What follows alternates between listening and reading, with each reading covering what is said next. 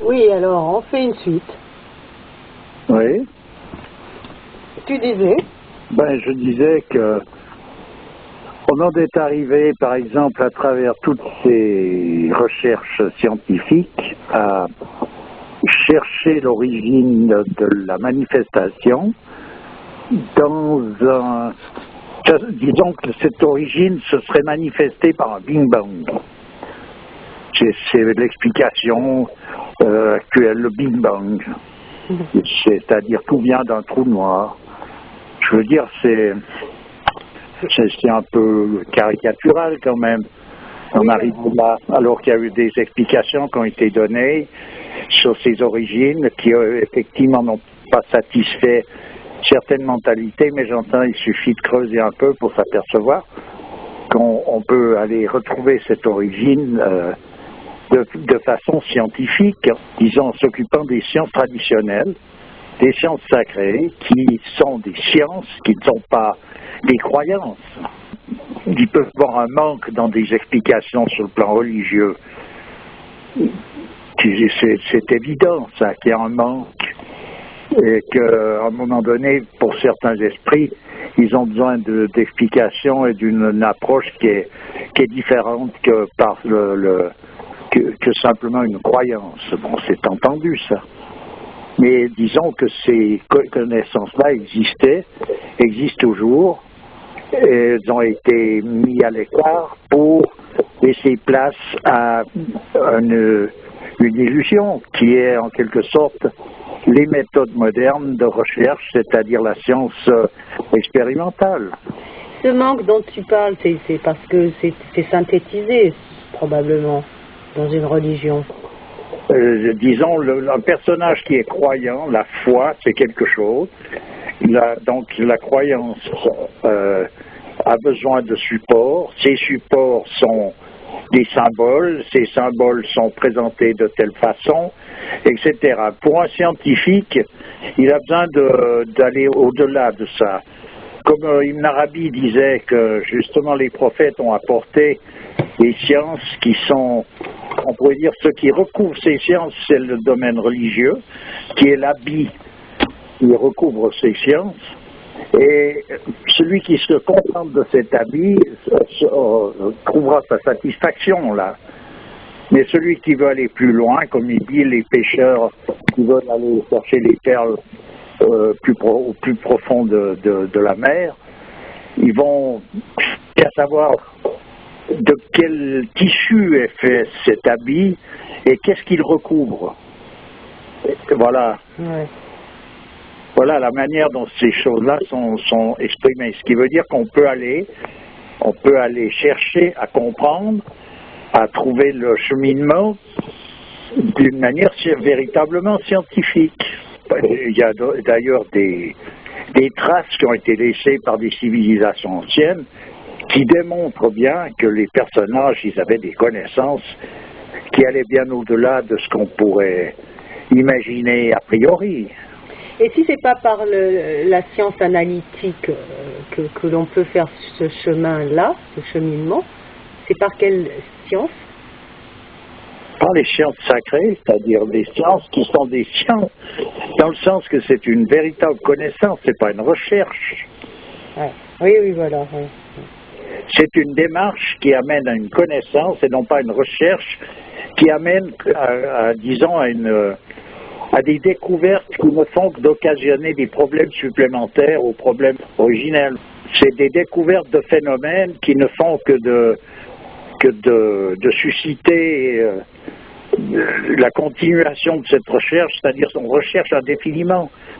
Et on découvre indéfiniment une multitude de détails qui nous éloignent du but de l'exercice. Oui, parce que on découvre des choses qui remettent en question les choses qu'on a découvertes juste avant, et c'est sans fin, quoi. C'est une division, c'est pas quelque chose qui va concentrer, qui va aboutir à une unité. Voilà. Voilà. C'est une dispersion, en fait, de la. C'est une dispersion, voilà, c'est ça. Ok. C'est quelque chose qui n'aboutit pas au résultat escompté. Et de la part d'un scientifique, pour lui, évidemment, il a quelque chose dans les mains, il cherche, il tourne ça dans tous les sens, il cherche une issue. Sa démarche, c'est sa démarche. Et je veux dire, le résultat obtenu va à l'envers, à l'encontre du résultat espéré. Voilà. C'est pour ça qu'il y avait des barrières, il y avait des explications qui étaient données de ce qu'il fallait faire ou ne pas faire, toucher ou ne pas toucher, comment on touche les choses, comment on aborde telle chose, etc. Il y avait tout un protocole qui était autour de toutes les sciences, toutes les connaissances, toutes les démarches. À partir du moment où on a basculé ces barrières, ben c'est fini, il n'y a plus. Mais il n'y a plus, mais simplement, ça veut dire qu'il n'y a plus la protection non plus qui va avec. Il n'y a plus la bénédiction, finalement. Oui, si on veut. Voilà. Tu disais que les anciens connaissaient toutes ces choses-là, que les scientifiques modernes découvrent petit à petit actuellement, mais ils préféraient laisser ça. C'était vraiment une boîte de Pandore qu'il ne fallait pas ouvrir, quoi. C'est ce que tu disais. Oui, ben bien sûr. C'était connu. C'est comme une multitude de choses. Parce que toutes les découvertes qu'on a bien pu faire, elles sont connues depuis la nuit des temps. Simplement, elles n'ont pas été découvertes, elles sont restées sous la couverture. Donc là, on peut dire aussi qu'il y a eu une transgression de la part de l'homme, c'est autant de pommes d'Adam qui ont été croquées, si on peut dire. Ben, ça fait partie, disons, de cette démarche qui consiste à vouloir absolument aller se mêler de ce qui ne faudrait pas, à braver ces interdits. Oui, c'est pas même un interdit. Disons, si on veut reprendre le langage théologique à partir de là, un interdit qui est indiqué par Dieu, c'est que le fait de braver, en somme, on sombre dans quelque chose d'illicite. Oui, voilà. Oui. Okay. Et puis pareil, donc il s'agit de... C'est tout simple, telle chose égale telle chose. C'est des lois naturelles, c'est rien de plus qui sont là, présentes. Si tu fais ça, tu obtiens ça. Ouais. C'est des lois naturelles, mais qui sont connues dans toutes leurs causes et effets, donc il ne faut pas toucher.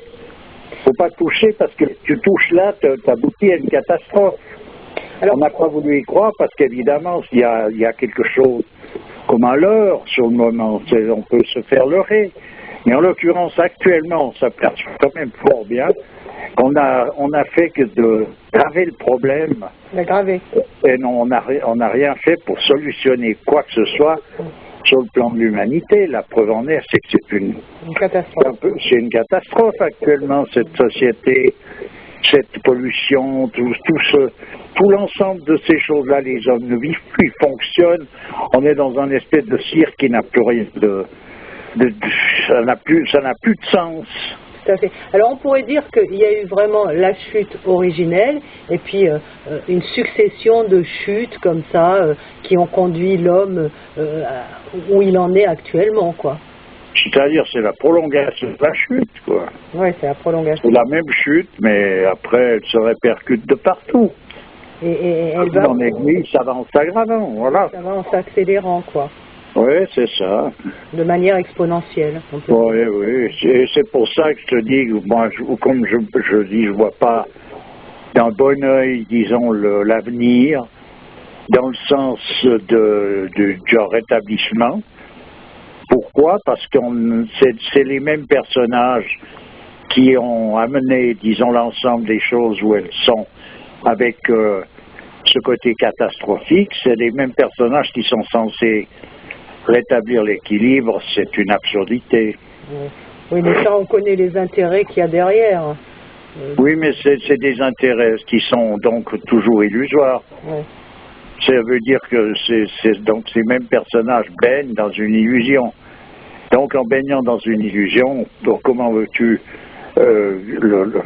trouver qu'ils aient des aptitudes quelconques pour rétablir un équilibre? Tu veux dire que ces gens-là, ils sont même pas conscients de scier la branche sur laquelle ils sont? Ben, il y a une part où il y a une inconscience inévitable, autrement ils ne le feraient pas. Ouais. Parce qu'eux, ils ont sans doute l'impression de pouvoir tirer leur épingle du jeu. Ah, mais c'est-à-dire, ils en sont même certains. C'est là où, justement, c'est irréversible. Ouais. Ils vont tomber de haut. Bah écoute, ils verront bien, hein. Tout le monde verra bien d'où ils tombent. L'histoire, c'est cette certitude qui est grave, dans le sens que ils ont les moyens de se manifester, ils sont, disons, positionnés pour ça, et ils sont certains d'obtenir un résultat qui est quelque chose qui va au-devant d'une connaissance véritable, qui va au-devant d'une évolution, de je sais pas quoi, c'est tout un monde qui en réalité est un leurre, voilà. En fait, cette chute, elle entraîne tout le monde sur son passage, quoi. On va tous tomber de haut, finalement, avec plus ou moins de force, mais personne n'y échappera. Non. Ouais. Non, il n'y a pas moyen, là.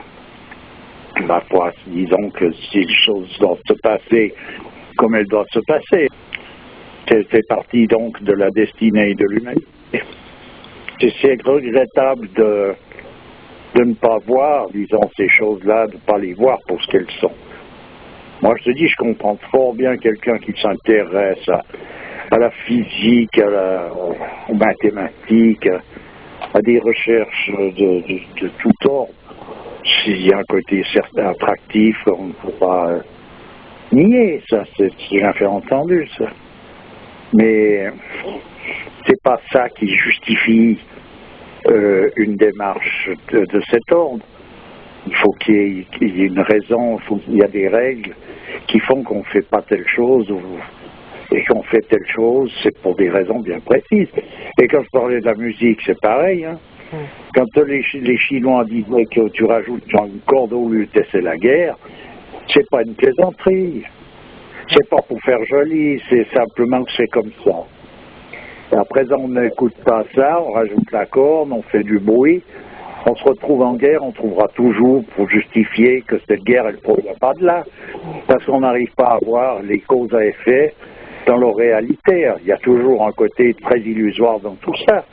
Mais la réalité, elle est quand même là, elle n'est pas ailleurs. Toi qui parlais de désolidarisation avec notre propre origine, on peut dire ça?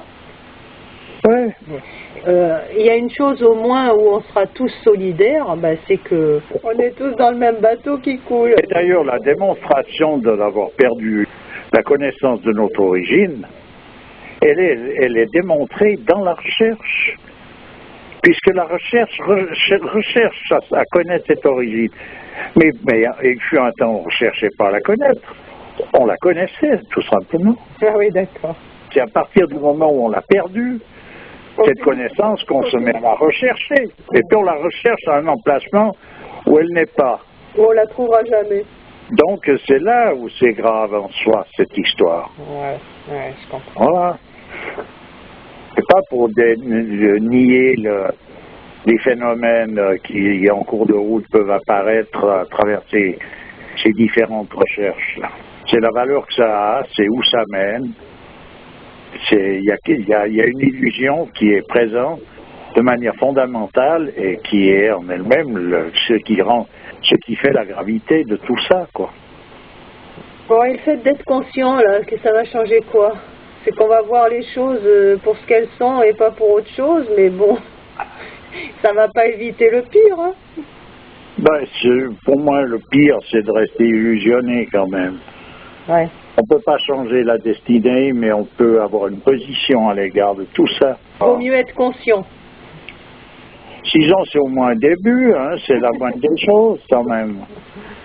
C'est la moindre des choses. Moi, je connais des scientifiques, j'en connais quelques-uns, des chercheurs, des gens avec qui j'ai de très bons contacts. Ouais. Ils voient bien, ils comprennent quand même un peu de quoi je parle. Ils voient bien qu'ils ont perdu de vue l'ensemble des choses pour rentrer dans un infime petit aspect voilà, qui fait partie d'une multitude indéfinissable. Ouais, mais si tu casses leur baraque avec tes arguments, qu'est-ce Mais qu'ils je cherche pas à casser une baraque quelconque, tu comprends? Je sais. Mais Voilà. qu'est-ce qu'ils répondent à cela, quoi? C'est ça. Ben, Parce que finalement, tu leur dis ce que vous faites n'a plus aucun sens. Quoi. Vous vous trompez sur toute la ligne. Ce qui n'a pas de sens, c'est le but de l'exercice avec le but réel de tout ça. C'est-à-dire, c'est ce qui motive cette démarche par rapport à l'aboutissement de cette démarche. Parce qu'ils ne sont pas motivés pour détruire l'ensemble de la planète. Ouais. C'est pas ça leur motivation. Leurs découvertes scientifiques sont récupérées par tout un système. Oui, mais bon, ça c'est un autre domaine. Ce que je veux dire, les scientifiques eux-mêmes ne sont pas avec une démarche de volonté délibérée de vouloir détruire l'ensemble de la planète. Quoique, tu sais, quand tu fais des expériences de clonage et tout ce genre d'expériences, ça mène quand même l'humanité à la catastrophe. Non, un scientifique, il ne cherche pas à amener l'humanité à une catastrophe, lui. Attends, faut que je coupe.